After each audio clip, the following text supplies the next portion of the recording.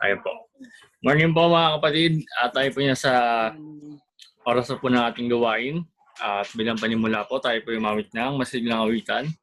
At tayo po yung pangunahan nating mga song leader po, family po ng ating kapatid na Milet. Una po nating kakantahin ay I Love My Savior Too.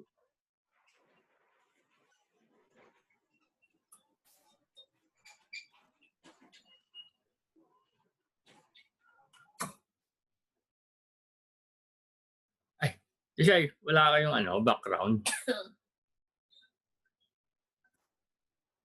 Okay. Sige po.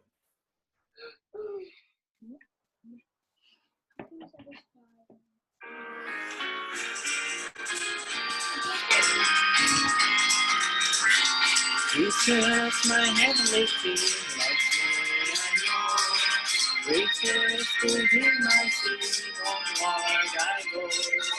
Closely to Him I cling, that is your throne. I love my Savior too. Walking in the unity of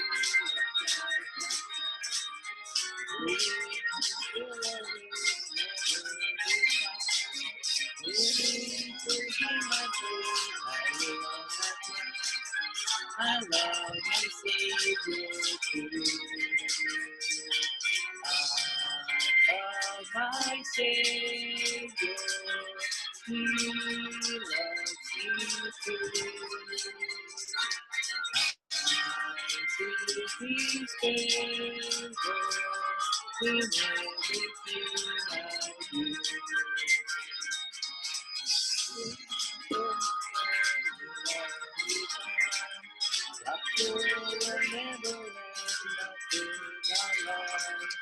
Voices that give me blood under His sky. I love my Savior too. I love my Savior. He loves me too. I see His favor in everything I do.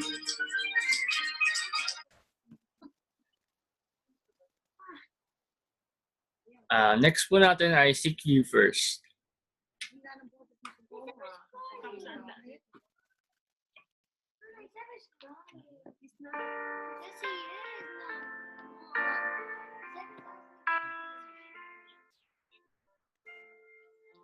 Seek ye first the kingdom of God and His righteousness,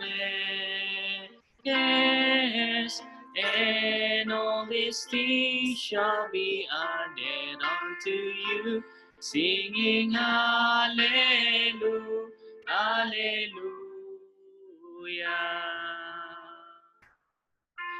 Ask and it shall be given unto you.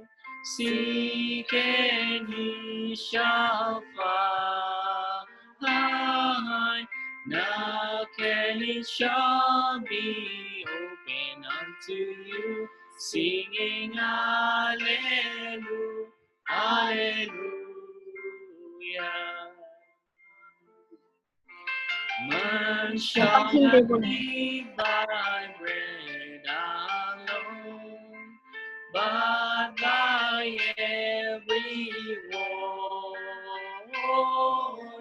that proceeds out of God, singing Hallelujah, Hallelujah.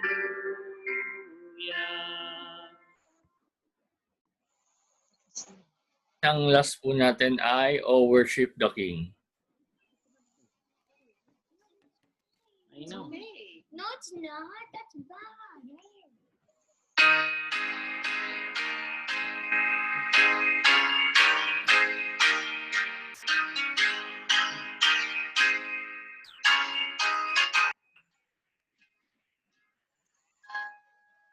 Oh, worship the King of glorious above. Oh, grateful is He His wonderful love, our shield and defender, the ancient of days, pavilion in splendor, and girded with praise. Oh my, oh sing of His grace, whose robe in the light and canopy's face, His chariots of wrath that did thunder clouds pour, and dark is His path on the wings of the storm. My feeble of love, angels in His mercy provide. Thy mercies how tender, how firm to the end. Our Maker, defender, Redeemer, and friend.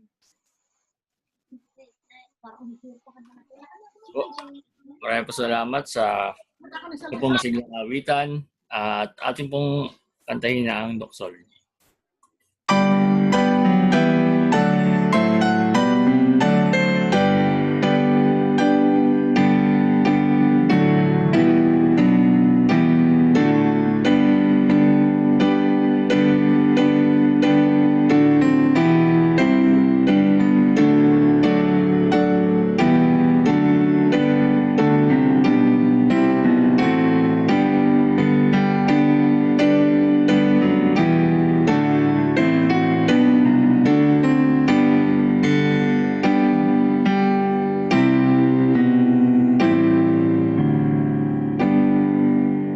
Mga kapatid, tayo po ay manalangin. Ama namin Diyos sa lubang mampangalanan sa lahat, sa may gawa ng langit at lupa. Ama, muli kami ay nagpapasalamat sa inyo at kami yung mga anak inyo pinag-ipon sa upang gumanap at purihan ng pangalan. Bagamat hindi mo po kami kakasama physically, kami naman po ay nagkasama-sama through online service. Nawa ngayon pong araw ng linggo sa aming gawain, Ama, ay pangunahan niyo po kami. Kayo po ang group na sa amin upang maging maayos at kaya-aya ang aming gawain ngayong araw ng linggo. At naway panatiligin mo bukas ang aming puso at isipan na ay matanggap ang mga banal na salita upang ito ay magsilbing gabay at aral sa amin upang sa aming katitibay bilang mga Kristiyano. At Ama, gayon din naman po sa lalaking gagamitin sa aming harap, sa amin, na siyang magiging daluyan ng mga banal na salita. Naway patuloy niyo po siyang patubayan, bigyan pa ng lakas at katalinuhan upang maituro pa niya sa amin, maibahagi ang mga banal na salita, lalo na kita po Ama sa mga taong hindi pa nakakatanggap ito. At Ama, marami din po salamat sa isang buong linggong paggabay sa amin, sa aming mga buhay, sa kalakasan na binibigay mo sa amin sa pang-araw-araw. Naway nakaganap kami na aming mga tungkulin. At Ama, kung kami naman po ay mga nagawang pagkakasala, naway patawarin niyo po kami sa puso, sa isip at sa gawa. Naway ito ay magsilbing aral at gabay sa amin upang mapagbuti namin ang aming pamumuhay dito sa sanlibutan ito at maging buting ehemplo kami upang mas mapakita pa namin kung upang mas magning kami dito sa mundong ito. At Ama, sa mga kapatid po namin na hindi po namin nakakapiling tuwing araw ng linggo sa aming pong gawain, kung ano po ang kadahilanan, Ama, kung sila po ay may mga karamdaman, naway ipunin po sila ng pagpalakamay upang gumaling na sila, makapiling namin sa mga susunod pang gawain at makatanggap din po ng iyong mga banal na salita. Ang lahat ito aming hinihiling at pinagpapasalamat sa aming tagapaglikha sa Jesus. Amen. At tayo po dadako na sa ating batian ng sinaulong talata. At tayo po tatawagin na po per family. Unahin na po natin ang family po nating kapatid na Milet.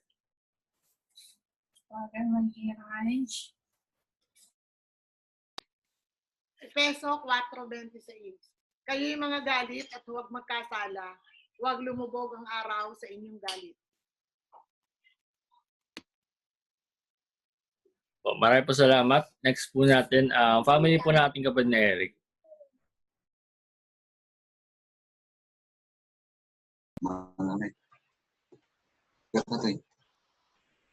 Sa Colossus chapter 2 verse 5, sapagkat bagaman sa laman ako'y wala sa harap, gayon may nasa sa inyo ako sa espiritu, na nagagalak at nakikita ko sa inyong ayos, at ang katibayan ng inyong pananampalataya kay Kristo.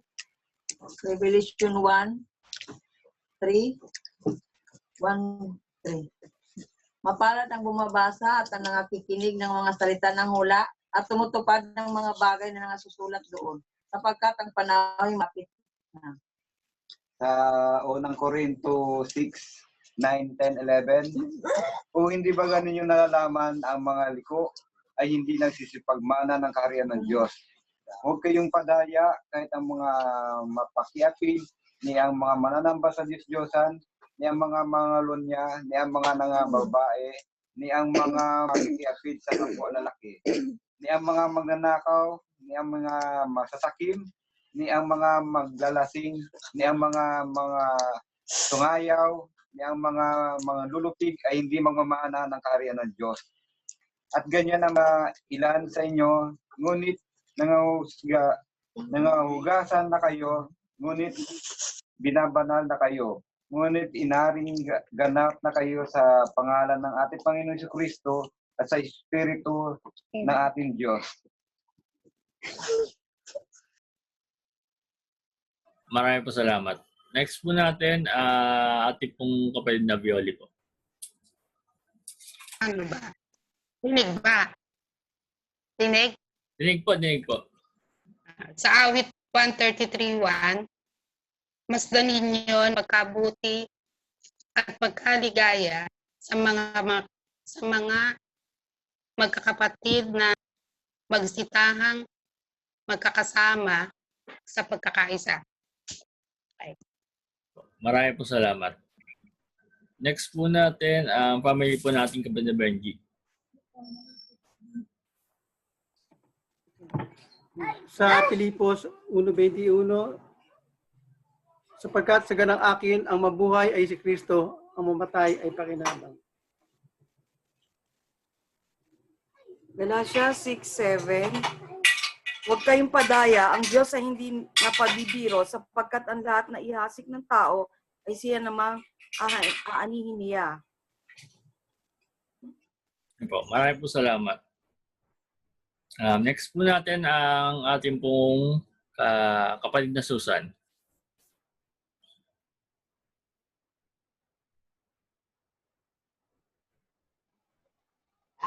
Magandang umaga po. Pasensya na po. Sa Hebreo 13:5, yung paborito ko po. Mangilag kayo sa pag-ibig sa salapi, magkasya kayo sa inyong mga tinatangkilik, sapagkat sa anumang paraan ay hindi kita pagkukulangin, sa anumang paraan ay hindi kita pababayaan. Ano pat ating masasabi ng buong tapang, ang Panginoon ng aking katulong, anong magagawa sa akin?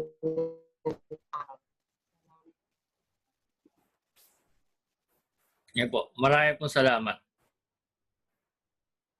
Next po natin, family po natin kapatid na Aldous.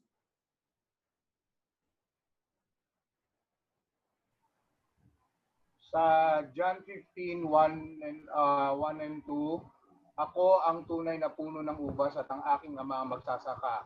Ang sinumang sanga na sa akin ay hindi nagbubunga ay inaalis niya, at ang nagbubunga ay nililinis niya upang lalong magbunga. Sa awit 132:12, kung iingatan ng iyong mga anak ang aking tipan at ang aking patotoo na aking ituturo, magsisuupo naman ang kanilang mga anak sa iyong luklukan magpakailanman. Ay, marami pong salamat. Next po natin, ating pong kapatid na Renz. Hindi dumating sa inyo ang anumang tukso, kundi yaong matitiis ng tao. Katapat-tapat ang Diyos na hindi niya itutulot na kayo ituksuin ng higit sa inyong makakaya, kundi kalakip din sa tukso. Ng tukso ay gagawin naman ang paraan ng pag-ilag upang ito'y inyong matiis. Unang Korinto 10:13. Maraming po salamat. Next po natin ang family po nating kapatid na Riquel. Huwag kang matakot sapagkat ako'y sumasayo. Huwag kang lupaypay sapagkat ako'y iyong Diyos. Aking palalakasin ka. Oo, aking tutulungan ka. Oo, aking alalayan ka ng kanang kamay ng aking katuwiran. Isaiah 41:10. At pupunan ng aking Diyos ang bawat kailangan ninyo ay ayon sa kanyang kayamanan sa kaluwalhatian kay Kristo Jesus. Filipos 4:19. Maraming salamat. Next po natin ating pong kapatid na Sherwin. Santiago 4:17. Sa nakakaalam nga ng paggawa ng mabuti at ito hindi ginagawa, ito'y kasalanan sa kanya. Maraming salamat.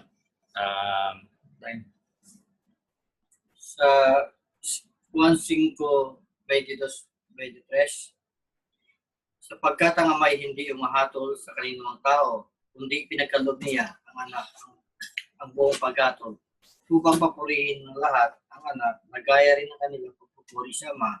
Ang hindi nagpupuri sa anak ay hindi nagpupuri sa Ama na kaniyang nagsugo. Sa Ari 27:4, isang bagay ang hiningi ko sa Panginoon na aking hahanapin, na ako'y makataan sa bahay ng Panginoon lahat ng mga kaarawan ng aking buhay, upang malasi ng kagandahan ng Panginoon at mag-usisa sa kanyang templo. Awit 27:1, ang Panginoon ay aking liwanag at ang aking kaligtasan, kanino ako matatakot. Ang Panginoon ay katibayan ng aking buhay, kanino ako masisindak. Po, at kung wala na pong babati, ang sinasabi po sa John 14:6, sinasabi sa kanya ni Jesus, ako ang daan at ang katotohanan at ang buhay. Sino man ay di makakaroon sa mga kundi sa pamamagitan po. Tayo po idadako na sa ating pag-uulat at balitaan. Ngayon po, good morning po sa bawat isa. Good morning po mga kapatid. Ngayon po ay August 30, 2020, the Sunday for the month of August. And ayun, ano na po, bare months na next sa masusunod na araw. Sa mga pagbabalita po, meron po bang sumapit sa kaarawan? Meron po bang mga nag-birthday? Kung meron po, pwede po nilang banggitin para po isalakip po natin sa panalangin po. Wala po. Mga hiling panalangin po, meron po ba? Kaya po. Mga pagbabalita, baka po meron po kayong balita po. Gustong i-share. Sige po, pagka meron po, ano lang po kayo, unmute lang po para po marinig ng bawat isa. Itingnan ko po sa natin baka po may gusto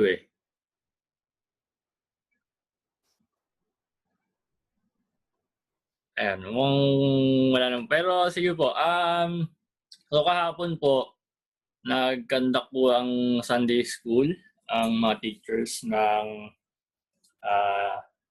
small recognition po para po sa mga bata. So, yun po ay program na po ng ating Sunday School every end of the month. Magkakaroon po ng recognition. May mga certification po yung mga bata.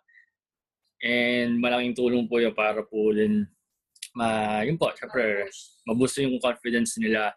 And gusto nga rin po sana namin na sa mga magulang is ma-print yung mga recognition na binigay po para at least picturean sila tapos may post din sa group.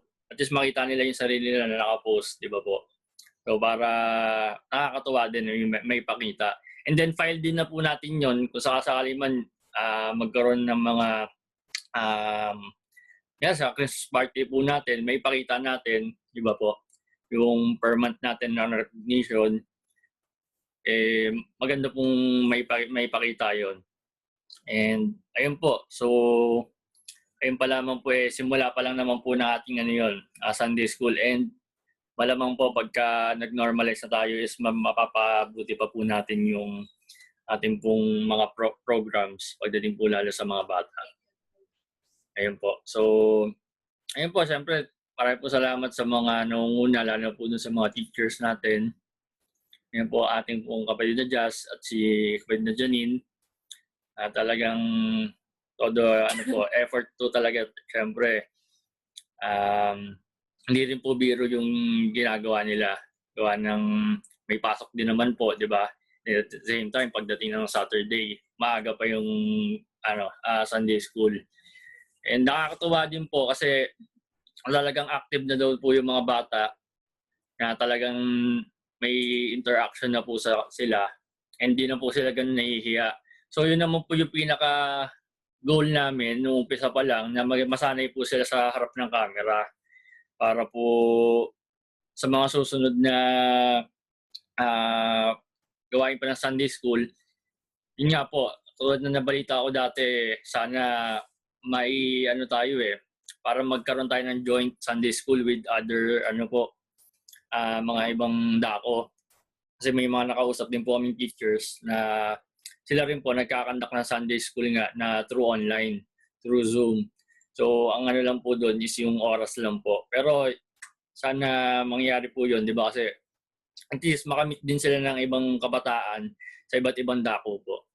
So yun po.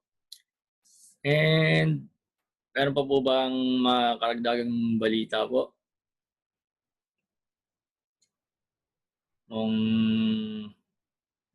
Wala naman na po. Sige po, baka po nahihiya lang po kayo. Baka po may gusto kayong sabihin.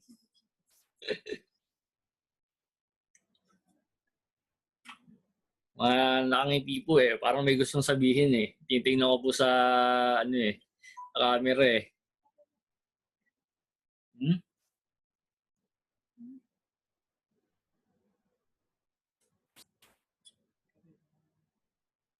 Ayun.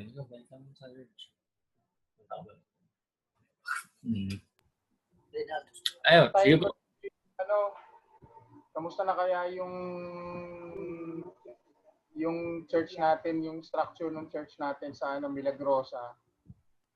Andun pa kaya yun o baka ginawa ng refugee center? Okay naman po, naka-secured yan.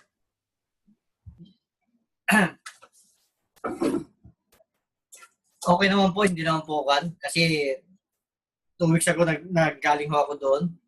Nakaikot ho ako. Okay naman. Ulan. Wala.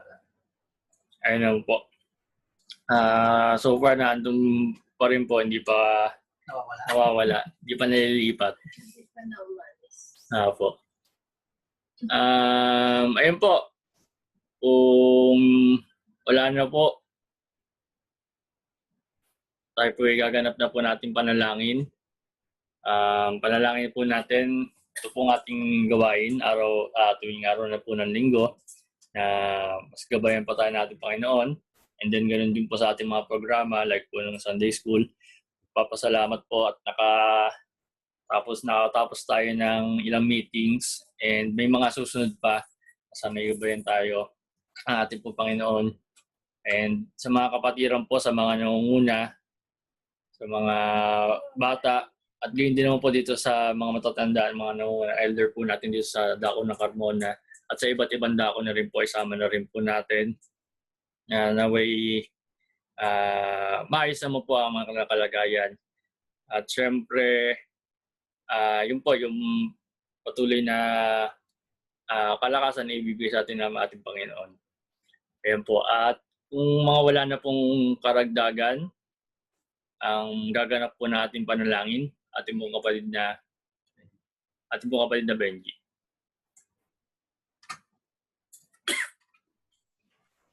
Tayo po mga kapatid ay manalangin. Pakilang Diyos, malubhang makapangyarihan sa lahat. Maraming salamat Ama sapagkat kami po na iyong mga anak ay muli pong nagkatipon-tipon. Muli pong nagkasama-sama sa pamamagitan ng online na technology at sa pamamagitan po ng Zoom. Kami po ay nagkikita-kita ng mukhaan at nakakapag-usap.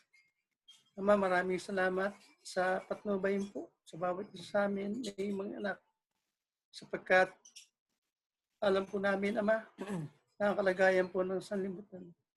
Subalit, sa kabila nito, Ama, ang paglilingkod ng bawat isa sa amin, ang espiritu na aming tinataglay, Panginoon, ay lalong nagniningas sapagkat alam po namin ang mga bagay na ito ay hindi magtatagumpay sapagkat ikaw ay laging nasa amin. Panginoon, hayaan mo po kaming humingi ng kapatawaran sa aming mga kasalanang nagawa. Hindi lamang sa aming mga pagkilos, sa aming po mga kaisipan. May patawarin po nawa kami. At sa araw pong ito, Panginoon, patuloy po kaming nalig at sumasampalataya sa kabila ng aming pong nararamdaman sa kapaligiran, sa kabila ng aming pong naranasang mga hirap, ay nandun ka. Hindi mo po kami pinababayaan, Ama, sapagkat patuloy po kami sa aming mga pananalangin, hindi lamang po sa dako ng Carmona, kundi sa iba't ibang dako ng iglesia. Ama, amin pong nilalapit ang mga opisyalis ng mga iglesia. Nawa, Panginoon, makita mo na sila po ay nangangalaga sa kanila pong sa iyong bahay-sambahan. Sa kabila po, Ama, na hindi po napupuntahan. Alam po namin, Panginoon, na ikaw ang gagabay, ikaw ang titingin sa iyong iglesia, Ama. Ama, ikaw po ang aming inaasahan. Ikaw po ang aming sinasampalatayanan sa mga bagay na may kaganapan na nangyayari dito sa libutan. Subalit patuloy kaming umaasa, Panginoon, na kami po ay poprotektahan sa mga bagay na aming nararamdaman dito sa libutan. Ama, gayon din po, aming pong nilalapit sa iyo ang aming mga kapatid na meron pong mga karamdaman sa kanilang mga katawan. Ikaw po nakakalam, Panginoon, kung anong mga karamdaman ito. Nihiling po namin sa iyo, Ama, na sila po ay mahipo mo, yung pagpala mong kamay. Upang ang mga anak mo na dumaranas po ng mga karamdaman sa kanilang mga katawan, ay tuluyan ang gumaling at panabalik po kanilang mga lakas, kasiglahan ng kanilang mga katawan. Upang ang iyong mga anak ay makasama namin sa aming mga gawain katulad po nito. At nawa, ang kanilang katawan, Panginoon, ay laging mahirap sa iyo. Nabuhay at maningas ang pananampalataya. Panginoon, gayon din po, aming pong nilalapit sa iyo ang kalagayan muli ng aming bansa, Panginoon. Na maraming po nagkakasakit dahil po sa virus na dinadulot ng COVID-19. Ama, dinadalangin po namin na mga nagkakasakit na yan ay tulungan mo. Na sila po, Panginoon, ay tuluyan ng gumaling. Sapagkat sila po ay hindi nakikita ang kanilang mga pamilya. At hindi na po sila nakakasama. Ang aming pumatalangin, Panginoon, na kayong loloobin na sila ay tuluyan mo ng pagalingin upang sila po, Ama, ay makauwi na sa kanilang pamilya. At gayon din po, protektahan mo rin po, Ama, ang mga frontliner na nagtatrabaho. Hindi lamang po sa mga ospital. Hindi po mga naglilinis din po ng kalye na gahakot po ng mga basura. Mga nagtitinda po sa palengke. Mga nagtitinda po sa mga grocery. At sa mga pharmacy. Ikaw po, Panginoon, magpalakas ng kanilang mga katawan. Ikaw po, Panginoon, magbigay ng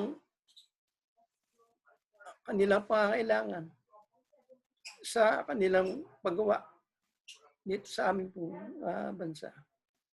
Ikaw po rin ang inaasahan nila, Panginoon, na magpoprotekta sa kanila pong pagkatrabaho.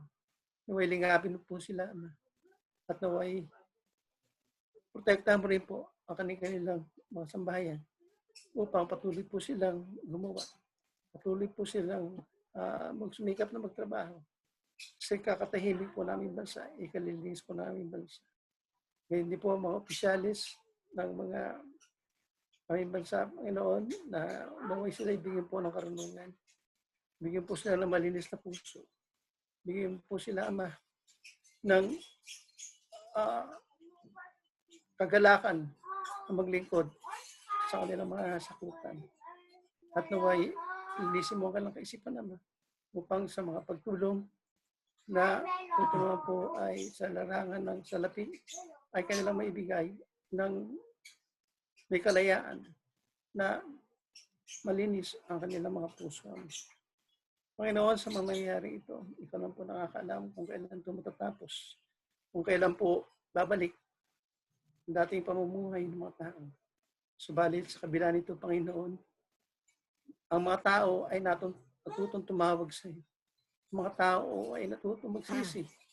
At ngayon, sila po ay nagbabalik loob sa iyo. Sapagkat sila po, Panginoon, ay tunay na ikaw lang po ang makakasugpo, ang makakagawa, makagalingan sa nangyayari dito sa libutan. Panginoon, patuloy din po namin dinadalangin sa iyo ang mga guro ng Sunday School sa mga bata na sila po, Panginoon, ay bigyan mo po ng lakas ng pangatawan, lakas po ng kaisipan, at lalong higit ang lakas ng kanilang pananampalataya. Upang ang mga bata na kanilang tinuturuan sa pamagitan ng online naman ay kanilang nabigyan ng mga karunungan tungkol sa mga nakasulat sa Biblia, sa mga kaganapan na nangyari noon, ay kayo nilang mai-share sa mga bata upang ang mga bata, Panginoon, na ito ay sa kamusmusan ng kaisipan ay mahasana sila, malaman na nila ang kasaysayan ng mga nangyari noon sa banal na kasulatan. At pag sila po ama ay lumaki at hindi po nila ito hihiwalayan, sapagkat sila po yung mabuting Kristiyano sa mga magitan ng mga guro na yung ginagamit upang magturo sa kanila. Panginoon, sa pagtuturo po nila sa pamamagitan ng online naman, so, naway maging lalong malinaw, lalong malinis ang technology na ginagamit nila upang sila po, Panginoon, ay hindi mahirapan sa pagtuturo sa mga bata. Panginoon, tanging ikaw lang po ang nakakaalam ng lahat ng mga bagay na nangyayari.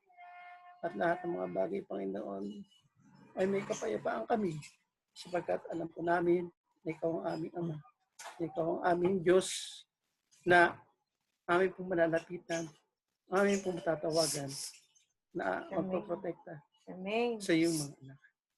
Panginoon, ang mga bagay po ito ay aming hinihiling at pinadalangin sa dakilang pangalan na aming mananakop na si Kristo Jesus. Amen. At tayo po dadako na sa ating ikalawang bahagi ng pagsamba. Tayo po magsipaghanda na. Ating pong awitin ang We Praise Thee, O God.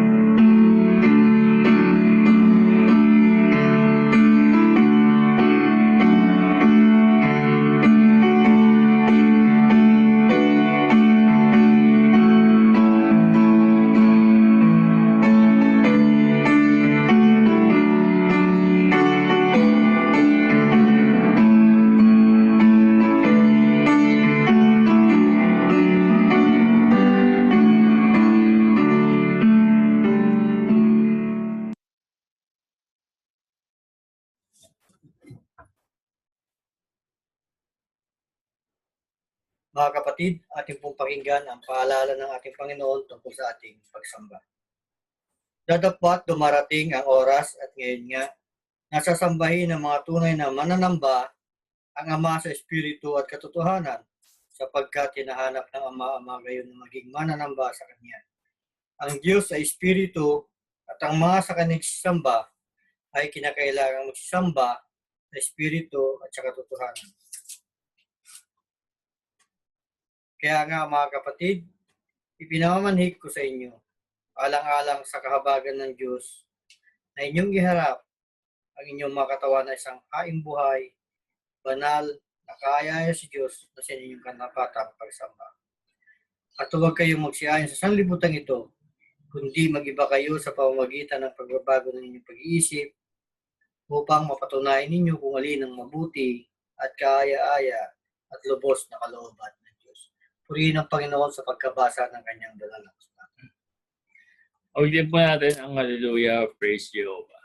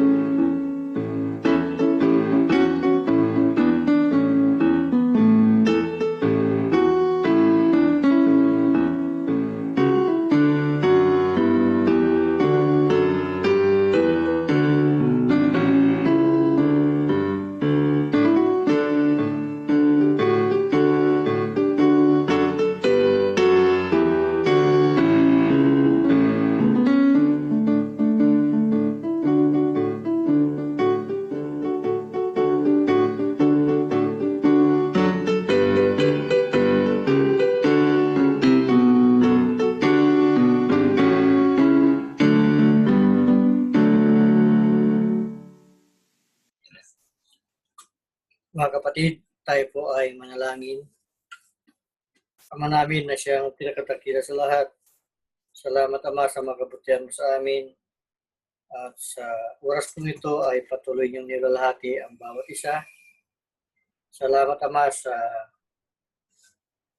nakaraang linggo sa aming buhay.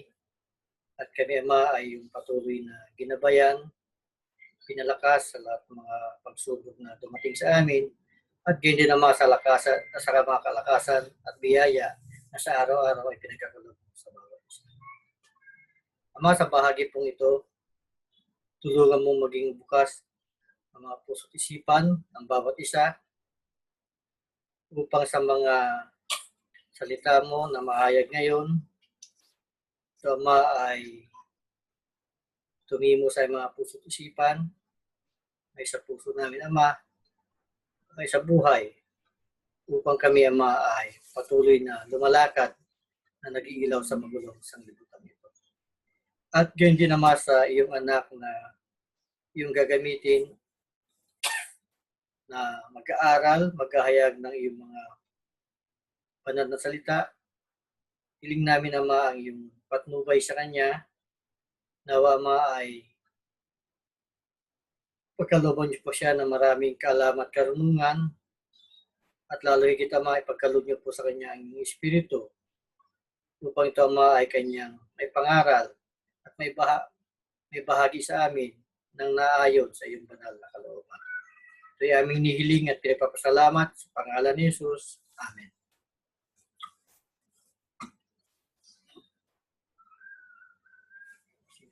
Sa Job 1:8, ganito po ang sinasabi, "At sinabi ng Panginoon kay Satanas, iyo bang pinansin ang aking lingkod na si Job, sapagkat walang gaya niya sa lupa, nasakdal at matuwid na lalaki, at natatakot sa Diyos at humihiwalay sa kasamaan." Pagpalain tayo sa pagkabasa at pagkarinig ng kanyang banal na salita. Ito po ang tanging awit, nakikilala ko ang aking sinasampalatayan.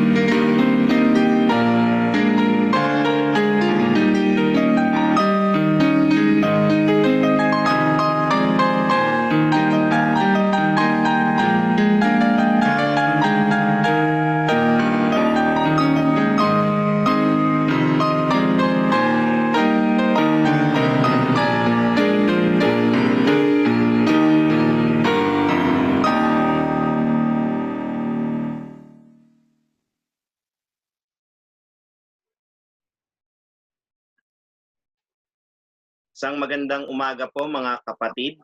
Naririnig niyo naman po ako. Yan. Magandang umaga po uli sa mga kapatid natin sa abroad.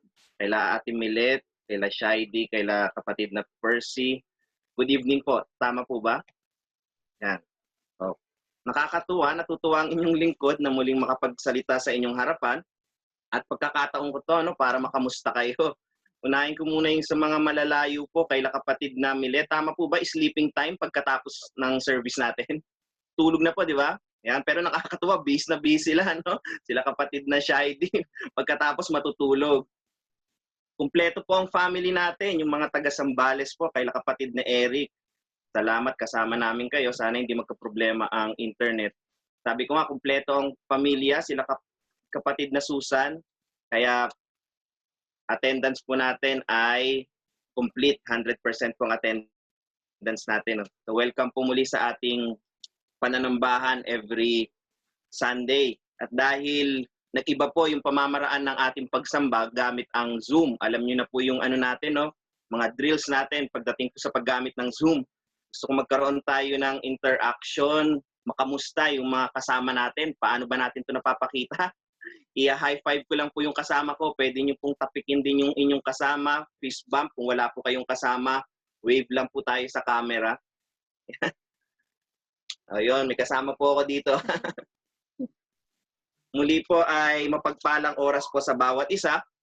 Ang pag-uusapan po natin ay kagaya ng inyong nakikita. Nakikita po natin ang PowerPoint natin. 5 areas Satan attacks a family. Yan po yung pag-aaralan natin. At kagaya po ng pag-aaral na ginagawa natin, hihingi po ako ng tulong sa bawat isang kapatiran para hindi maging masyadong matagal, hindi maging problema yung oras natin. Kung meron po kayong mga banal na kasulatan, meron po tayong mga ilang talata na babasahin. Kaya po yung mga banal na aklat po natin, anuman po yung gamit natin na pinaka-Bible, paki-open na lang po yung Bible natin or mga devices natin sa Job, sa aklat ni Job. I-ready lang po natin para kung sino po yung pwedeng tumulong sa inyong lingkod ay babasa lang po nung sasabihin kong verse para po mas maging maganda, mas maging tuloy-tuloy po yung ating pag-aaral. Ayan po, sige po, paki-open po muna yung ating mga Bible, electronic Bible man yan, sa Job chapter 1. Kita ko pong ginagawa nyo na po. At habang tinitignan natin yung Job chapter 1, 5 areas Satan attacks a family. Mahalagang mapag-usapan to dahil tandaan natin na bilang mga Kristiyano, sa ating araw-araw ng pakikipagbaka, ito man ay pisikal o espiritual na pakikipagbaka, nandiyan po lagi ang ating kaaway na si Satanas. Tama po ba? Ang description nga po kay Satanas, napakahusay niya, napakatalino niya, na siya ay kinumpare sa isang leon na kumukuha lang ng timing para umatake sa kalaban. Kaya mahalaga mapag-aralan na paano ba yung mga gawain ni Satan para mapahina, para matisod, para masira yung relasyon natin bilang mga anak ng Diyos o bilang mga Kristiyano sa ating Panginoon. At ang gagamitin nga po nating example ngayong oras na to ay walang iba kundi yung buhay ni Job. Pero bakit kapatid na Rikelly, bakit kaya sa tingin nyo ang binigyang focus natin ay ang family? Kung tayo ay nakikipaglaban, kung pag-aaralan natin yung ating kaaway, bakit kaya ito yung tinitignan ni Satan na atakihin yung family? May dahilan po tayo kung bakit natin napili pag-usapan yung pamilya na very crucial, na very important na tignan natin na ito po yung ginagamit ni Satan na parang pinakapain o kaya pinaka-strategy niya para tayo ay tuksuhin, para tayo ay manghina. Bakit? Ano ba meron sa family? Ano nga po ulit ang description ng family pagdating sa society? Sabi nga po, ang family pagdating sa society ay the smallest, tama po? The smallest unit in the society is yung family. Pero bagamat siya yung pinakamaliit, pinaka-smallest unit sa society, pero alam niyo po ba ang impact ng family ay napakalaki. Napaka-powerful kahit smallest unit lang ang family. Do we agree ba? Malakas po ang impact ng family. Unahin ko po dahil ang field natin ay nasa education at sabi ko nga yung experience ko last school year, grabe, lagi akong pinapatawag sa guidance. Pero salamat na lang at teacher na po tayo, hindi na tayo estudyante kasi masama naman makita kapag laging nasa guidance tapos ako isang estudyante.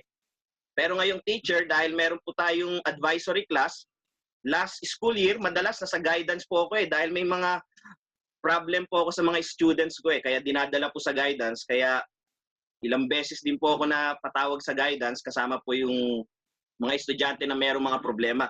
At alam niyo po doon sa dami ng nakasama natin na estudyante sa guidance, kung titignan po natin yung nagiging attitude, nagiging problema ng mga bata, ititrace po natin, titignan po talaga natin yung root cause. Alam niyo po yung nalalaman namin na paulit-ulit lang, iba't iba yung kaso eh. Meron yung binabastos ang teacher, meron problema sa grades, hindi pumapasok, pero iisa lang ang pinaka-root cause. Ano po yung root cause nun? Babalik doon, makikita namin, sasabihin ng bata, pagkatapos makapagkwento, meron din palang problem, hindi lang sa kanyang sarili, meron problem sa family. Kaya sabi ko, itong family, napakalaki ng impact. Pagdating sa education, malaki ang nagagawa ng support ng family. Kaya po, ang nililigawan ng mga politicians natin, di ba? Pagdating naman po sa government natin, ano ang impact ng family? Sabi yung pinaka-smallest unit naman ng government natin, mga barangay. Pero pansinin nyo, ano po ba bumubuo sa mga barangay? Yung mga top-performing barangay, ito po yung mga magagandang relasyon ng pamilya. Kaya po pagdating po sa mga eleksyon, ang unang nililigawan, hindi lang po yung mga mayor, no? Hindi lang po yung mga barangay captain, kundi yung mga pamilya. Kasi po napakalaki ng impact nito pagdating din po sa government natin. Kaya totoo po na ang family ay napakahalaga. Smallest unit, pero wag natin mamaliitin. Dahil malaki po ang epekto nito kung saan man siya connected. Pagdating po kaya sa church, ano po ang napapansin natin sa church? Gaanong kahalaga ang family sa isang iglesia? Tanda po ba natin yung isang pag-aaral na tinuro ng inyong lingkod na ang isang iglesia na binubuo ng isang pamilya, simula dun sa nanay, sa tatay, at dun sa mga anak, lahat po sila ay member ng church. Hindi po ba mas matibay itong mga iglesia na ganito? Compared dun sa mga iglesia na member ay yung anak lang, o kaya naman yung tatay lang ang member, o hindi naman yung nanay lang ang member. Nakita po sa pag-aaral, kapag ang member po ng church ay yung anak, ilang percent yung capacity na maging Christian yung nanay at yung tatay. Sa pag-aaral, napakababa, nasa 3% lang kapag naunang naging member ng church ay yung anak. Pero pag ang naging member naman ng church ay yung nanay, mas mataas po yung percentage na yung asawa at yung anak ay maging member din. Pero hindi natin pag-uusapan yung statistics, pero pinapakita lang natin na totoo na yung matitibay na iglesia, yung matitibay na church, merong kinalaman po ang family. Kapag intact yung family, well-organized po yung family, matibay ang iglesia. Kaya doon po sa mga pinakita nating example, totoo na ang pamilya ay napakaliit, pero napakalaki po ng impact niya pagdating sa mga institution, sa mga organization, pagdating sa education, government, or churches. At in reality, yung pag-uusap po natin, nakakatuwa, merong mga different types of family. Ito po yung realidad natin eh. Ang different types of family, ang gusto natin, ang goal natin ay maging strong family tayo.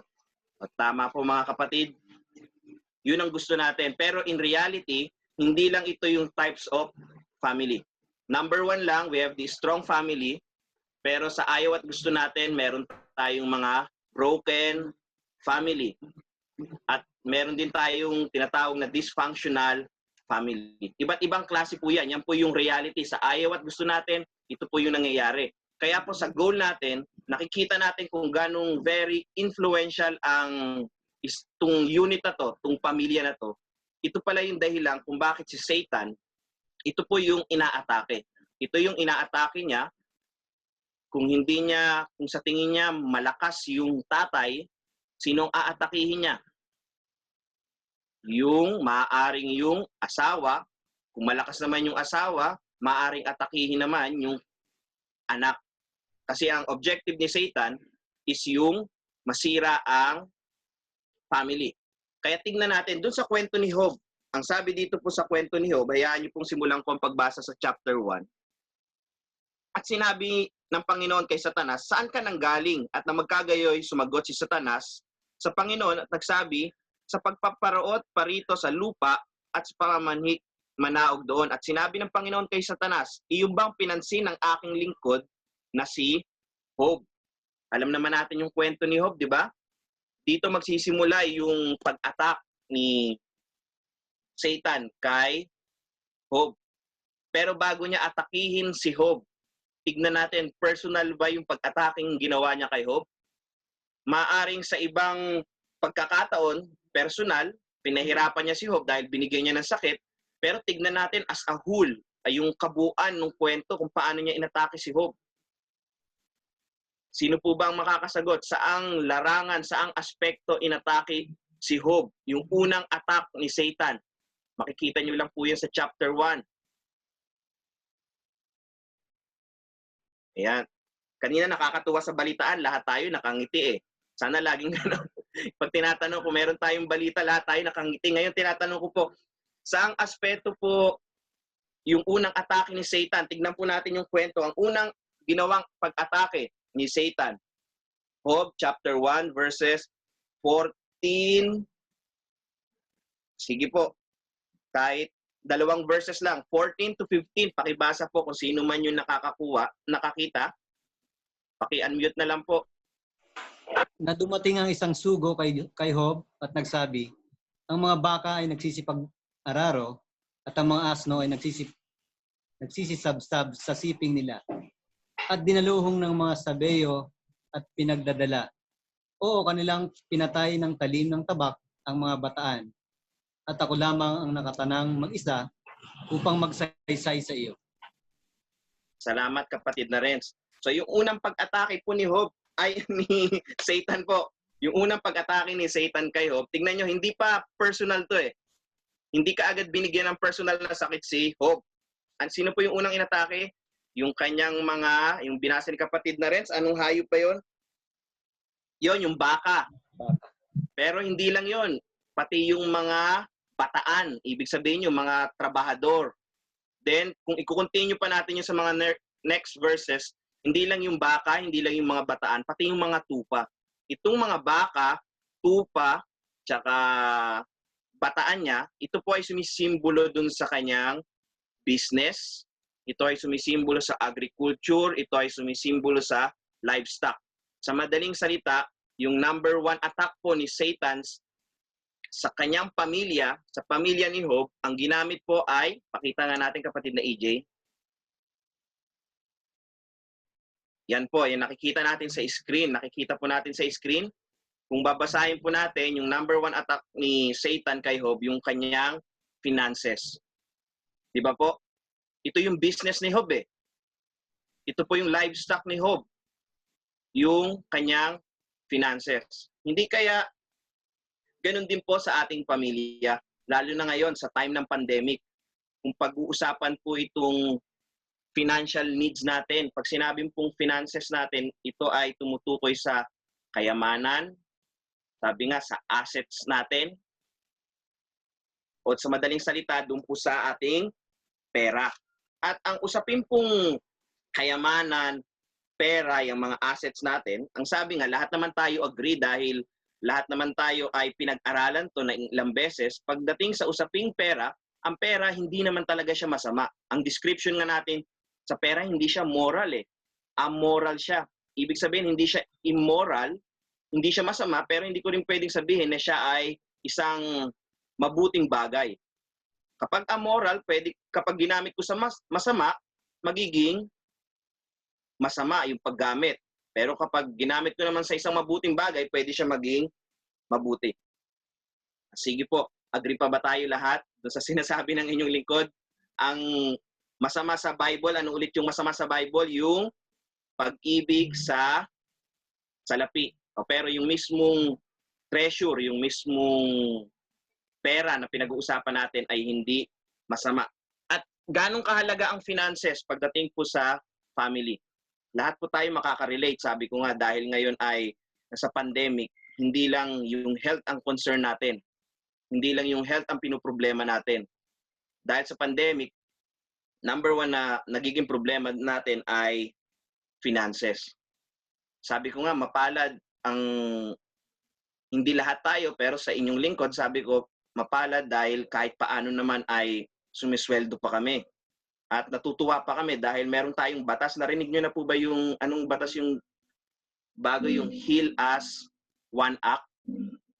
Narinig po natin yun, no? Yung Heal as One Act. Siguro marami sa ating mga Filipino ang nakapag-benefit dito. Kami mga teachers, tuwang-tuwa kami. Bakit? O, hindi naman lahat ng teachers, pero karamihan kasi sa teachers, maraming loan yan. Maraming utang. O, pero dahil sa batas na to, nirefund. Birin nyo, nirefund yung utang namin. O, pero at the end pala, itong nirefund na to, ang mangyayari, meron pala tong interest. At maliban yan sa interest na yan, kung imbis na next month tapos mo na bayaran yung utang dahil na-refund, ma-extend ka pa ng another month. Although, salamat pa rin sa Panginoon, salamat pa rin sa pamahalaan natin dahil ang concern nga nila ay during this time ay makasurvive tayo. Pero balik po tayo dun sa finances. Ang finances po, pagdating sa family natin, napakahalagang usapin po yan. Agree kapatid, di ba? Hindi pwedeng mawala ang usapin ng finances pagdating sa family. Ang katotohanan po, kinakailangan, siguro na experience natin sa buhay natin, yung mag-asawa, kinakailangan lumayo nung tatay o kaya nung nanay sa malayong lugar, sa habang panahon. Bakit? Para maibigay yung financial needs ng family. Agree po? Nangyayari yun. Minsan, kahit gusto natin magbigay ng time sa ating family, pero dahil meron tayong mga responsibility sa ating mga trabaho, ano ba yung required na trabaho sa atin? At least 8 hours pag tayo ay isang empleyado, di ba? Kinakailangan natin ibigay itong 8 hours na to. Sacrifice natin sa family. Bakit? Para maibigay yung kanilang financial needs. Kaya sabi ko, itong finances na to, pagdating sa family, ang laki talaga ng impact niya. Ang laki ng ginagawa niya sa isang pamilya. At natutuwa naman ako. Doon tayo sa good news. Natutuwa ako kasi kahapon po, yung ating Sunday school, nag-observe ako kahit sila Janine, sila Jazz, nakakatuwa tignan dahil hindi ko naman masasabing nasa high-end tayo, pero yung technology natin, hindi tayo nagpapahuli. Bakit po? Kasi lahat ng mga anak niyo po, lahat ng mga bata po ay nakakatuwang tignan, naka-online. Alam niyo po ba ang ibig sabihin pag naka-online tayo? Ibig sabihin yung mga anak niyo, yung mga kabataan natin, na pro-provide natin because of meron tayong capability pagdating sa finances, nabibigyan natin sila ng cellphone, yung iba naman ay laptop. Sabi ko, hindi po gawang biro yun kasi nakailang bili ako ng laptop. Yung doon na tayo sa mahinang klase, yung mahinang klase ng laptop, magkano? Nag-range yan sa, siguro agree kayo, 15 to 20,000. Mahinang klase pa yun.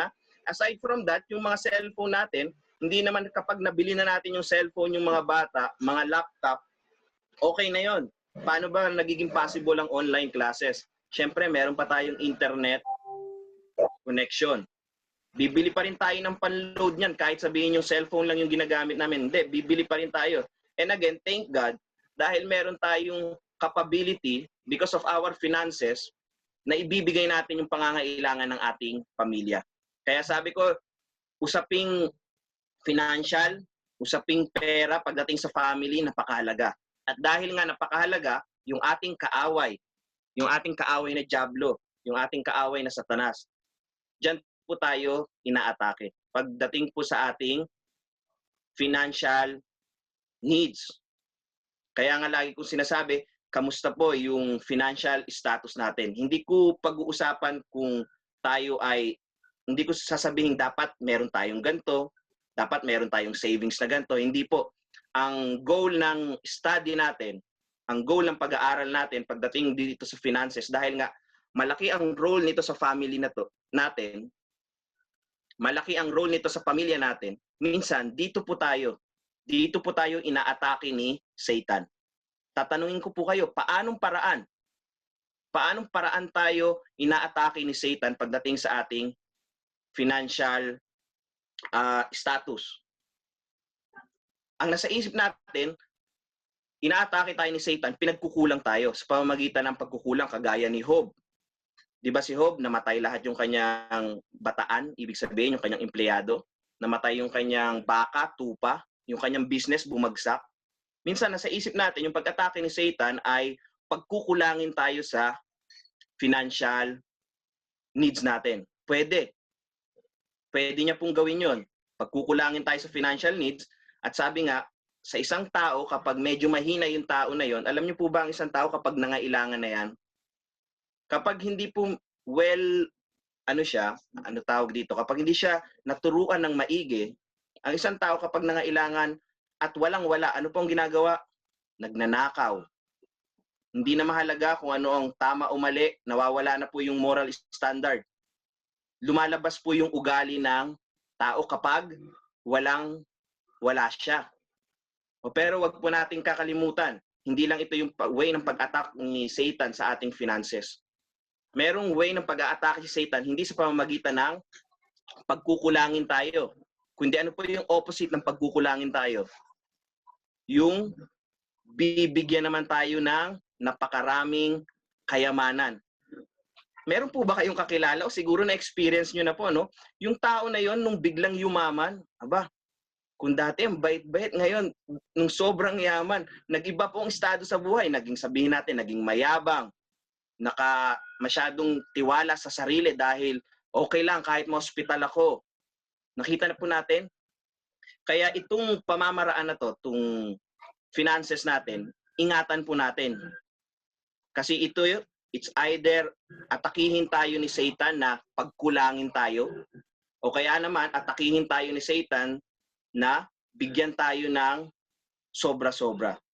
Ngayon, sasabihin ko po, lilinawin natin ulit, hindi po masamang kumita ng pera. Kasi again, ang pera po ay napakahalaga pagdating sa family. Pero yung paalala ng inyong lingkod dito sa 5 areas ng Satan attacks a family, ingatan po natin yung financial needs natin. Huwag nating hayaan na gamitin to ni Satan para yung ating pamilya ay masira, yung ating pamilya ay ating mapabayaan. Maging good steward po tayo ng ating financial needs, especially yung financial needs ng ating family. Yan po yung unang area na inaatake tayo ni Satan. Yung pangalawa, continue po natin yung pagbasa. Pakitulungan po ang inyong lingkod. Verses 18 to 19, tignan po natin yung nangyari. Sino po yung pwede magbasa? Chapter 1 pa rin po ng Job, verses 18 to 19. Job, 18 to 19. Naisara po ba natin yung mga Bible natin? Samantalang ay dumating naman ng iba pa at nagsabi, ang iyong mga anak na lalaki at babae ay nagsikain at nagsiinom ng alak sa bahay ng kanilang kapatid na panganay. At narito dumating ang malakas na hangin na mula sa ilang at tinampas ang 4 na sulok ng bahay at lumagpak sa mga binata at sila'y nangamatay. At ako lamang ang nakatanang mag-isa upang magsaysay sa iyo.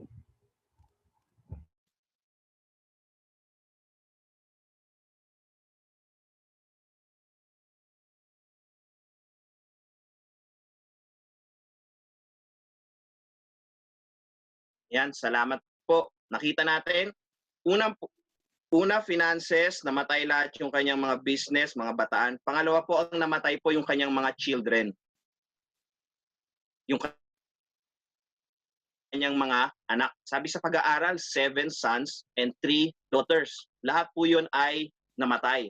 Isa sa mga areas na inaatake po tayo ni Satan, dun po sa isang pamilya na merong tatay,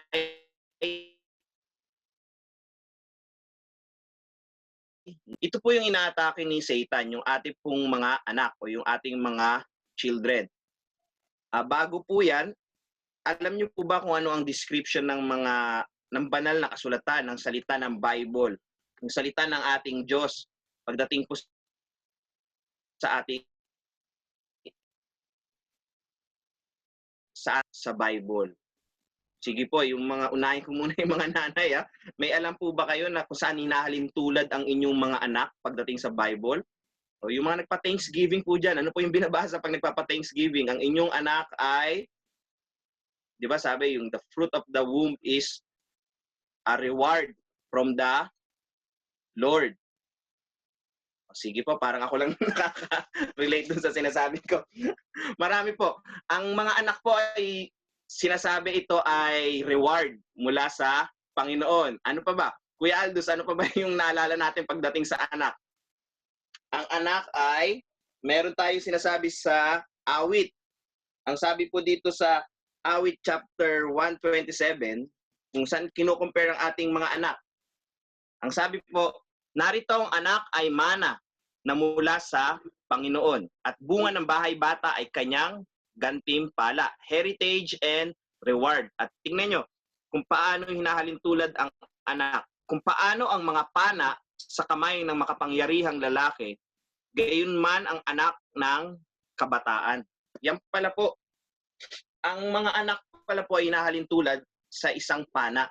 Alam po natin yung pana, yung arrow, yung bala ng pana.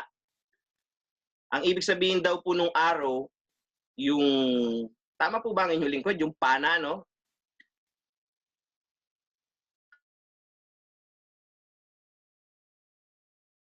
Kasi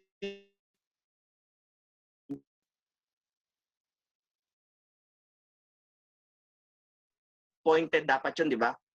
Ang ginagawa nila nung unang panahon, napaka-importante nito, ito ay dapat laging malinis, laging matalas, para kapag inano sa kalaban, sa kaaway, hindi sila mapapahiya kung ano yung direction, may hit. At pag-uusapan po natin yung ating mga anak, meron po tayong mga goal. Meron tayong mga goal sa ating anak. Lahat po ng magulang at yung goal natin sa ating mga anak ay, lagi ko sinasabi, walang magulang nag-isip ng masama sa kanyang anak. Meron tayong goal. Ang goal natin sa ating mga anak, gusto natin, siguro yung iba sa inyo, yung specific, mapagtapos ng pag-aaral. Mga goal natin yan sa anak eh. Meron kami, yung, hindi ko dapat to kinukwento eh, pero yung kapitbahay po namin kasi, dahil sila ay, meron silang isang university na pinanggalingan, ang goal nila, hindi lang silang mag-asawa ay gagraduate doon sa university na yon. Ang goal nila, lahat pati yung kanilang mga anak ay mag-enter, makaka-graduate doon sa university na yon. Well-known university sa Pilipinas. Minsan, yun po yung mga goal natin sa ating mga anak, which is good. Pero tandaan natin, huwag natin kakalimutan na itong ating mga anak, very precious sa atin, napakahalaga sa atin.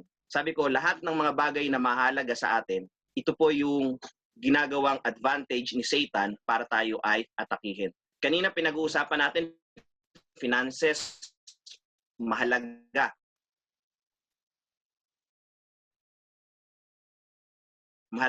Mahalaga po sa buhay natin. Malaki po yung possibility na ito po ay gagamitin ni Satan para atakihin yung family natin. Sa anong paraan? Ano kaya po yung naiisip natin? Paano bang paraan inaatake ni Satan yung ating mga anak? Marami. Alam niyo po ba, yung mga tatay, kung sino ang kaaway nila? Usually, mga tatay, kaaway po ay mga anak na lalaki o kaya naman vice versa. Yung mga anak na babae, kaaway yung mga nanay. At yan po ay nangyayari.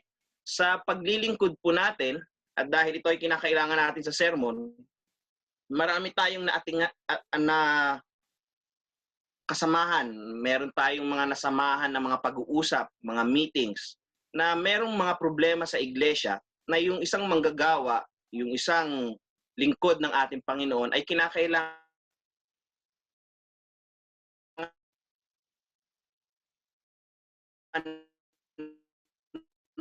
ibig sabihin,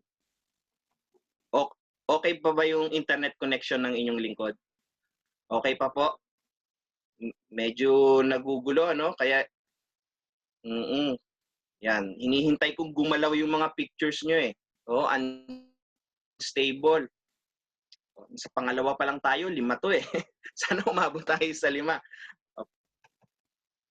Yan po doon muna tayo sa children. So sa children natin, sabi ko nga, bibilisan ko na lang po. sa mga anak natin, meron tayong naatinan ng mga meeting na kinakailangan mag-step down yung manggagawa sa pulpit. Ibig sabihin nung mag-step down, bumaba sa pulpito, ay i-leave niya yung kanyang office. Bakit? Hindi dahil hindi mahusay yung manggagawa na yun, hindi dahil merong nagawang kasalanan yung lingkod ng Diyos na yon, pero dahil siya ay isang ministro, dahil siya isang manggagawa, kinakailangan niya pong mag-step down dahil alam niyo po kung bakit? Hindi dahil sa kanya, kundi dahil merong nakitang kapintasan sa kanyang anak. Maaaring ito ay personal choice na bumaba yung ministro na yon, pero nakikita natin, ginagamit to ni Satan yung mga anak para atakihin yung ating family, para atakihin yung ating relation sa ating Diyos. Kaya ano ba yung dapat nating gawin? Kung yung children natin ay napakahalaga at sa sobrang halaga, ito ay inaatake ng ating kaaway, dapat pala ingatan natin ito. Kagaya ng lahat ng mga bagay na pinagkatiwala sa atin, yung ating mga anak, dahil tayo pinagkatiwalaan, importante na ito ay ating alagaan, ito ay ating ingatan. Dahil very prone sila sa attack ni Satan. Tatapatin ko po yung mga magulang, lalo na po sa panahon natin ngayon. Sabi ko, matalino ang ating kaaway. Any possible way gagamitin niya. Kung tuwan-tuwa tayo sa technology, dahil nagagamit natin sa kabutihan, nagagamit natin sa worship, nagagamit natin sa Sunday school, ingatan po natin yung anak natin sa paggamit ng technology. Tignan po natin yung mga pinapanood nila. Tignan natin pakinggan natin yung mga pinapakinggan nila. Pagdating po dun sa araw-araw na kanilang ginagawa. Yan po yung pangalawa. Sige po. Tuloy po natin yung kwento natin. Sa chapter 2 na po tayo ng Job. Chapter 2, verse 7. Okay pa naman po yung internet connection natin. 2:7. Pakibasa po. Paki-unmute na lang kung sino ang nais. Sa gayoy umalis si Satanas mula sa harapan ng Panginoon at pinasibulan si Job ng mga masasamang bukol na mula sa talampakan ng kanyang paa hanggang sa kanyang puyo. Yan po. Maraming salamat. Yung susunod natin, kapatid na EJ, ito na yung pagkakaroon ng maraming bukol sa kanyang katawan. Pinag-uusapan na po dito yung health ng family, yung kalusugan ng family. Nandiyan po ba si kapatid na Jane? Tama po ba? Sabi, kung sa panahon natin, yung mga bukol na yon, ano kaya yung sakit na masasabi? Hindi ko alam kung tama yung pagbasa ko. Sabi nung iba, maaaring sa panahon natin, ito yung psoriasis. Narinig ba? Psoriasis, o kaya naman daw ay skin cancer kung sa panahon natin ngayon. Yung kalusugan ng family natin, ito ay inaatake ni Satan. Maaaring aatakihin niya na magkaroon ng sakit, yung pinaka-head of the family, kung sino yung nagpo-provide ng finances, yung pa yung aatakihin ni Satan, bibigyan ng malubhang karamdaman. O hindi naman kaya, napakaganda ng relasyon ng mag-asawa, tuwan-tuwa sila sa kanilang bagong anak, pero biglang magkakaroon ng matinding karamdaman yung anak na minamahal nila. Maaaring ito yung ginagamit ni Satan. At kung pag-uusapan natin, lalo na sa panahon natin ngayon, isa sa mga malaking suliranin natin, yung condition ng health natin, yung physical health natin pagdating sa COVID-19. Pero alam ba natin, pag-uusapan ng health, hindi lang siya tumutukoy sa physical health. Meron tayong tinatawag na mental illness. Yung sakit sa pag-iisip, hindi naman ibig sabihin na nababaliw or nasisiraan tayo ng ulo. Pero pag sinabing mental illness, baka maaaring marami tayong iniisip, marami tayong pag-aalala sa ating isipan na pwede itong gamitin ni Satan. Emotional illness, nakakaramdam tayo ng matinding kalungkutan, nakakaramdam tayo ng matinding depression. Pwedeng lahat siyang gamitin ng ating kaaway na Satanas. Kaya tignan natin, as a family, tulungan natin. Tulungan natin ang isa't isa. Maaring yung asawa, merong karamdaman, o kaya naman yung anak, merong karamdaman, huwag po tayo mawalan ng pag-asa. Dahil tandaan natin, sa ating Panginoon, hanggang New Testament, Old Testament, hindi po nagbabago ang ating Panginoon. Great healer pa rin po ang ating Panginoon. Meron siyang kakayahang magpagaling ng anumang uri ng sakit. Ito man ay physical, mental, or emotional. At lalong higit po, spiritual illness. Nung namatay po yung mga anak ni Job, nung nagkaroon siya ng pagkakasakit, isang matinding atake ito ni Satan. Pero sana maging kagaya nga tayo ni Job, na maaaring nanghihina yung ating katawan, nakakaramdam tayo ng matinding sakit, pero huwag tayo mawawala ng pag-asa dahil alam natin na isa lang to, temporary lang to sa mga attack ni Satan, na kung magiging matibay po tayo ay malalampasan natin. Yan po yung pangatlo. Yung pang-apat natin, nasa verses, ano na tayo kapatid na EJ? Verse 9. Itong verse 9, ito naman po yung tungkol sa kanyang asawa. Alam po ba natin kung ano sinabi ng kanyang asawa? Sino ba yung prepared po natin? Ano ba yung sabi ng kanyang asawa? Meron siyang sinabi dyan eh. Ang sabi niya kay Job, sige po, pakibasa kung makikita po natin yung verse na yon. Na tunay na magkagayoy, sinabi sa kaniyang asawa sa kaniya, namamalagi ka pa ba sa iyong pagtatapat? Itakwil mo na ang Diyos at mamatay ka. O yun. Nakita natin, di ba? Pwede palang gamitin to eh. Yung relationship natin to each member of the family, ito yung atakihin ni Satan. Doon sa binasa natin, ito yung pinakamalapit sa kanya eh. Nang sabi nga, ano ba yung sinasabi sa kasal? Kapag ikakasal, through rich or poor, magkasama tayo through health or sickness, magkasama tayo till death do us part. O, pero tingnan niyo po pagdating dito dahil nga alam ni Satan na mahalaga itong asawa na to, anong sabi ng kanyang asawa? Itakwil mo ang Diyos at ikaw ay mamatay. O, sabi ni Job, huwag ka magsalita ng ganyan. At maliban dito sa relationship mag-asawa, meron pang ginamit dyan. Yung kanyang mga kaibigan. Alam niyo po itong kaibigan niya, nung una maganda ang intensyon ng mga kaibigan. Makiramay, tulungan siya. O, pero pag tagal-tagal, makikita po kayo sabi dun sa pag-aaral, merong napakahabang chapter, 40 chapters na walang ginawa yung kaibigan ni Job, kundi sabihin kay Job yung mga negative na payo, na ikaw ay makasalanan, kasalanan mo yan, pinaparusahan ka ng Diyos, kaya ka nagkakaganyan. Ang gusto pong sabihin ng inyong lingkod, yung relationship natin sa ating family, pwede yang gamitin ng kaaway para yung ating family ay mawala. Yung mag-asawa, nag-aaway. Sabi ko nga kanina, kung hindi man nag-aaway yung mag-asawa, yung anak galit sa tatay, o kaya naman yung anak galit sa nanay. Ano-ano po ba ang cause ng pag-aaway ng isang relationship? Ang sabi po dito, hindi bibigyan ko na lang kayo ng mga verses kapag meron tayong time. Ang sabi po sa Philippians 2:3 sa other translation ng Bible, because of selfish ambition. Dahil sa pagiging makasarili, selfish, nagkakaroon tayo ng problema sa ating relationship. Sa mag-asawa, alam niyo po ba yung adultery?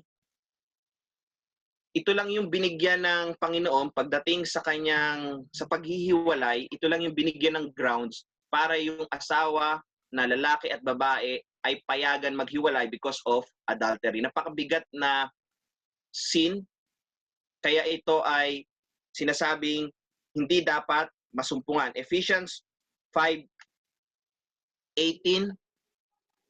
Ito naman po ay sa Efeso 5:18. Ito po yung mga verses na binigay natin na makakaapekto sa relasyon. Yung Ephesians 5:18, ito po yung tungkol naman sa alcohol. Yung pag-inom ng alak. Hindi natin pag-uusapan yung kung dapat uminom or hindi uminom. Pero ang pinag-uusapan po natin dito yung epekto.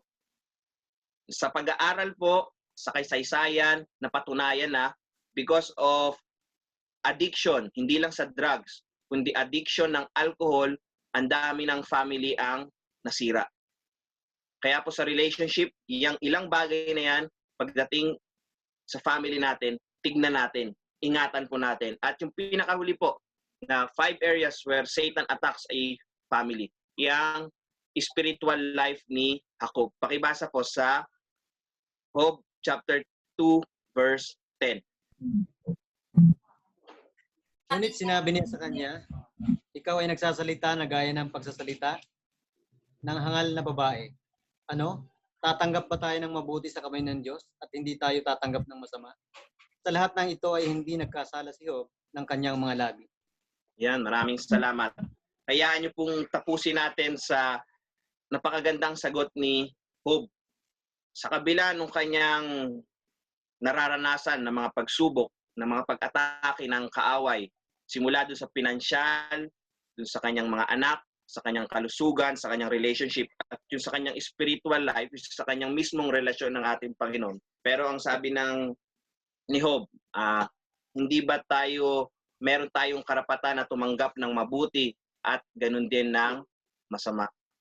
Kaya ang pinapakita dito yung kalakasan ng pananampalataya, yung kalakasan ng pagtitiwala ni Job sa ating Panginoon na anuman yung ating tanggapin dito sa buhay na ito, pinayagan man ng ating Panginoon na atakihin si Job, pero salamat dahil nakita natin na tunay na ito si Job tinuturo sa bawat isa sa atin yung kahalagahan ng pamilya. Na dito sa pamilya, hayaan niyo pong tapusin natin, na sa pamilya merong mga mahalagang bagay, meron tayong mga financial needs. Maging good stewards po tayo ng ating financial needs. Yung ating mga children, sila po yung mga susunod na generation. Kung gusto natin maging maganda yung susunod na henerasyon ng iglesia, i-train natin ng mabuti ang ating mga kabataan. Yung ating katawan, hindi nyo ba alam na ang ating katawan ay templo ng Diyos? Gusto natin maglingkod sa ating Panginoon, ingatan natin yung kanyang templo. Yung relationships po natin sa bawat isa, pahalagahan natin to dahil nagtutulungan ang pamilya. At panghuli po, yung spiritual life natin. These are the 5 areas where Satan attacks a family. Pagpalain po tayo ng ating Panginoon. Magandang umaga po sa bawat isa at good evening po.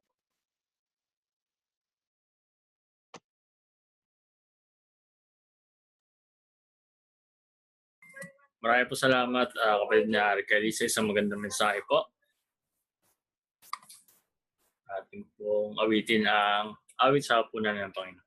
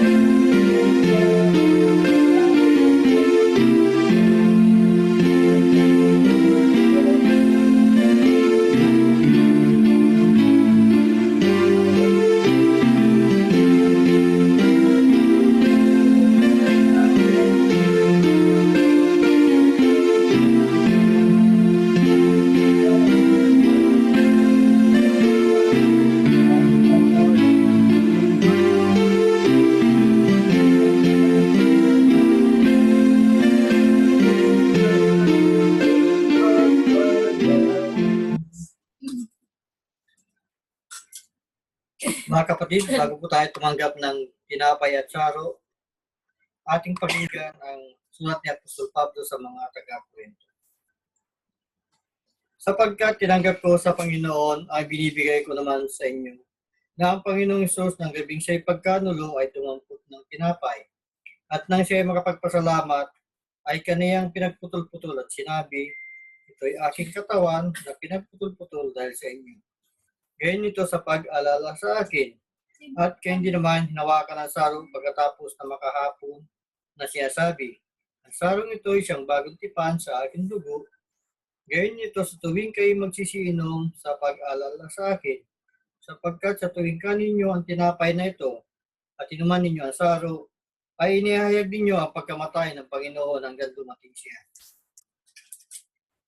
Kaya't ang sino mang kumain ng tinapay, uminom sa saro ng Panginoon na di nararapat, ay magkakasala sa katawan at dugo ng Panginoon. Dadapot siya sa atin ang taong kanyang sarili na kumain ng tinapay at uminom sa saro. Sapagkat ang kumakain uminom ay kumakain uminom ng hatol sa kanyang sarili, hindi niya kinikilala ang katawan ng Panginoon.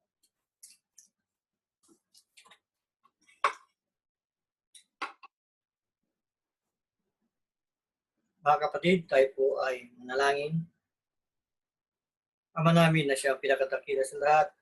Salamat Ama sa umagang ito at muli kami ay nakapakinig, nakatanggap ng iyong mga banal na salita. Nawa Ama ang mga salitang ito ay tumimo sa iyong mga puso't isipan upang ito Ama ang siyang maging gabay namin sa patuloy na yung pagkikibaka sa magulong sa liputan ito. At ngayon Ama, kayo po ay nasa oras ng pakikipagtipan sa iyo. Nawa Ama, bago po kami tumanggap ng tinapay at tsaro, kayo mong karapat dapat ang bawat isa sa pamamagitan naman ng pagpapatawad sa amin ng gawang pagkakasala. Ama, narito po ang tinapay na simbolo na iyong katawan na nakayukoy sa krus. Aming inadalangin na inyong pagpalain upang kami yung mga anak na tumanggap nito ay magkaroon ng pag-asa sa buhay na wala hanggan na pinangako mo sa bawat isa. Ay pinagpapasalamat sa pangalan ni Jesus. Amen.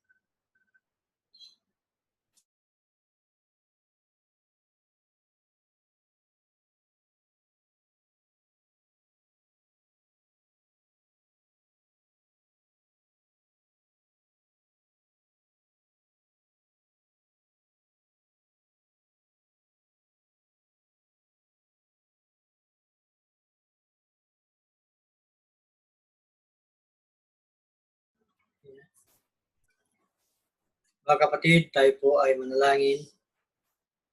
Ama namin na siyang pinakatakila sa lahat. Narito po ang saro na simbolo ng iyong dugo na nabuhos sa krus. Amin dadalangin na inyong kalinisin at pagpalain at ibigay sa amin ang iyong awa upang kami Ama ay marapat sa buhay na wala hanggan na ipinangako mo sa bawat isa. Siya ay nihiling at nagpapasalamat sa Panginoon ni Jesus. Amen.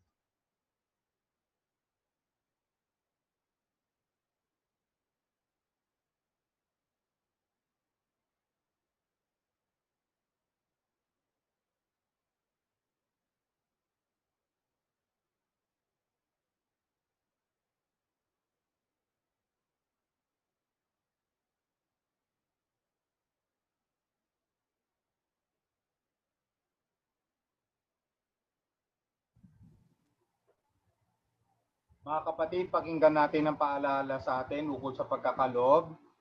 Dadapat sinasabi ko ang naghahasik ng bahagyana ay mag-aani namang bahagyana. At ang naghahasik ng sagana ay mag-aani namang sagana. Magbigay ang bawat isa ayon sa ipinasya ng kanyang puso. Huwag mabigat sa loob dahil sa kailangan. Sapagkat iniibig ng Diyos ang nagbibigay ng masaya at maaaring gawin ng Diyos na ang lahat ng biyaya ay magsisagana sa inyo upang kayo na mayroon laging buong kaya sa lahat ay magsipanagana sa bawat mabuting gawa.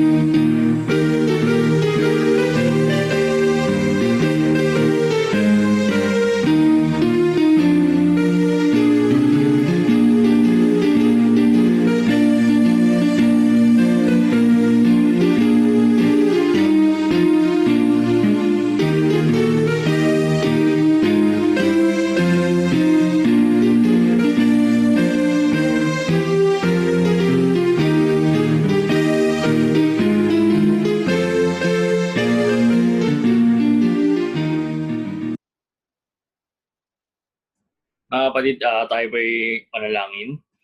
Ama namin yan sa lubang mga pera sa lahat, sa may gawa na nakatutulong. Ama, kami pa nagpapasalamat at kami ay makatapos na aming gawain ngayong araw ng linggo. Nawa Ama, lahat po namin napakinggan at pag-aralan na yung mga bayang salita ay magamit namin sa aming mga buhay, magsilbing gabay at aral sa amin, upang masumibay pa kami at lumago bilang mga Kristyano. At Ama, marami din po salamat sa laking ginamit ko na siyang naging daluyan na yung mobile salita. Nawa Ama, patuloy niyo po siyang patubayan, bigyan pa ng lakas at katalinuhan upang may ituro pa niya sa akin, may bahagi ang mobile salita, lalo dito po Ama sa mga taong hindi pa nakakatanggap ito. At Ama, sa mga kapatid po namin Ama na hindi po namin nakapiling, sa mga kapatiran namin na matagal po namin nakasama, naway kung ano po ang kalakadahilanan, kung sila po ay may karamdaman, naway po sila magpalakamay upang gumaling na sila, makapiling namin sa mga susunod paggawa at makatanggap din ng mga bansalita. At Ama, ito po ang salapi na buong pusong binigay niyo yung mga anak, naway basta-basta niyo po ito. Ito ay magbigay tulong sa mga kapatid namin na kailangan, sa mga gastusin po sa yung bahay-sambahan, at lang dito po Ama, ito ay magamit namin sa pagpapalaganap ng yung mobile na salita. Ang lahat ito ay aming hiling at pinagpapasalamat sa aming tagapagligtas na si Kristo Jesus. Amen.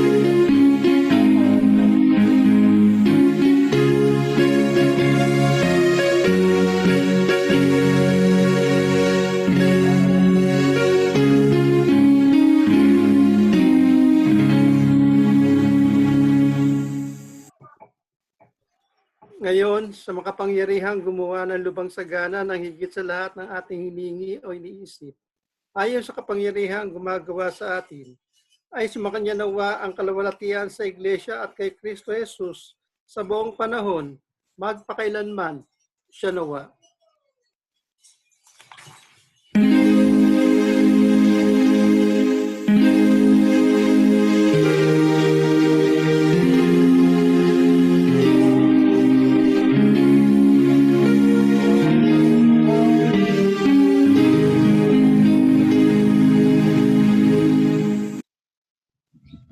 Morning. Morning. Good morning. Morning po. Morning. Good evening sa amin. Hi, Tita Nina. Kuya Al.